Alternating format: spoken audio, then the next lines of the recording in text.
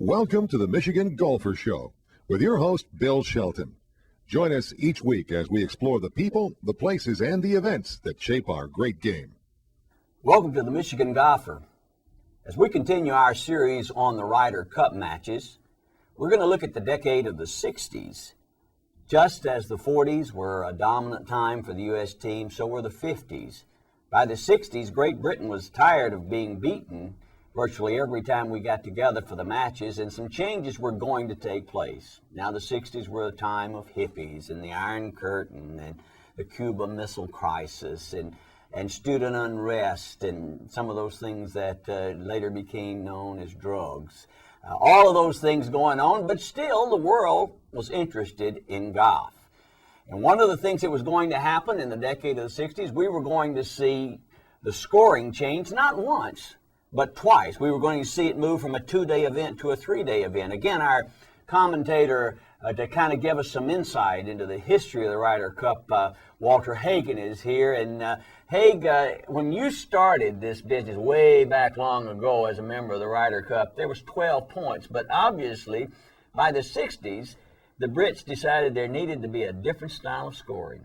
Well, yeah, they decided, and I think we also agreed that in order to have it be more competitive, there need to be more points and fewer holes, actually. Play 18 holes in a match instead of 36. It was all designed to make it more competitive. The fact of the matter is that we were beating them badly year after year, and while it's fun, it needs to be a little more competitive to draw a few more people in. So a few changes were instituted, upping the point totals, dropping the holes played, to try to change the effect, the desired scores. A couple of key names. Sam Snead had been suspended because he had played in a non-sanctioned event and tried to get it. He got out as soon as he learned, but it was too late.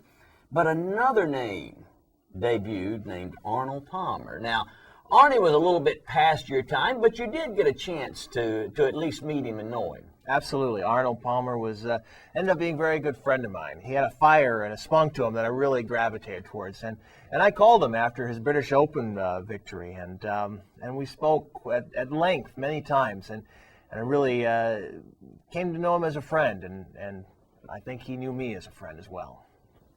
I think we've got some footage with Arnie talking about some of his golfing experience. Let's look at that. I mean, obviously, if somebody who plays golf like you do, probably most people say, well, he doesn't need to take lessons. But is there a reason for that? My father was a golf professional and a green superintendent. And from the day I started playing, he was the man that I listened to and paid attention to when I was playing golf. And the only time I ever had any instruction was from him, and when we felt like I needed it. He never dwelled on it very long. He was always a 15 or 20-minute man and told me what I was doing wrong and told me to work on it, and that's the way it was. At the time, I was with someone about a week ago that talked about the time you came to Traverse City and Walter Haig. I think they had a big celebration about 35, 40 years ago. And there's not a lot of folks remember that day. I think you flew in for that event, but could you recall that just a little bit for us? Oh, I did, because Walter Hagen was a man that was one of my great friends, I call him, because when I won the British Open at Birkdale the first year, and I was in the bar having a drink, and the phone rang, and it was Walter Hagen. And I was very flattered, and I said hello, and we talked. And we had talked before, and he was my kind of man. In 1963, the Ryder Cup was played at East Lake in Atlanta, Georgia. Walter, I don't know if you've ever played there or not, but it was a grand old club that certainly was well connected with one of your competitors and friends, Bobby Jones, and a lot of his memorabilia is still there.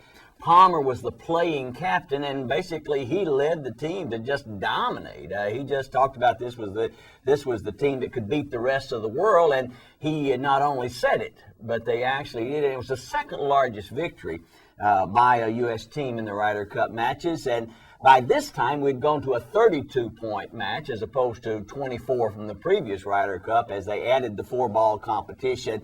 And still, the United States was dominating. Well, 65, we go back to Great Britain to play.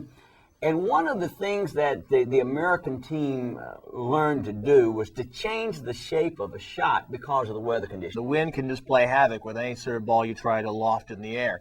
So the Americans kind of worked on the punch shot, which was able to cut through it and get to the hole a little more directly than the lob shot, which the British tended to favor. And it proved to be devastating for the Britons as we learned to master that shot and eventually master the links out there. Well, all the changes that had been made in the 60s with the scoring and with the frankly, it was during this time that the largest victory margin by a United States team took place. But probably when we talk about 1967, we talk about Hogan in a statement that once again he stated how good the program really was here in the United States. Yeah, absolutely. It was in Houston, and Day Reeves was the captain of the British team, and it was his last year there. And at one of the gala dinners, made a long series of speeches on each one of the players, taking time to extort their virtues and talk about what wonderful players they were on the British Ryder Cup. And then Ben Hogan stood up, looked at the audience, said, "Ladies and gentlemen, the United States Ryder Cup team, the best golfers in the world," and sat down. And you know what? They were right, because they really put a whooping on the British team that year. Indeed, the largest victory margin in Ryder Cup history. But when we talk about the decade of the 60s in the Ryder Cup, it came to the last day, the last match, the last hole for something to occur that probably showed the sportsmanship that often you talked about, and certainly there's a competitive nature. But in that particular Ryder Cup, it ended in a tie, but a very unusual way to get there. Absolutely. It was down to the last hole, and Jack Nicklaus was playing Tony Jacklin. And essentially, the Americans were in a no-lose situation at this point in time. Jack had just holed out, and the worst they could do was to tie, and the best they could do is win, 16.5 to 15.5.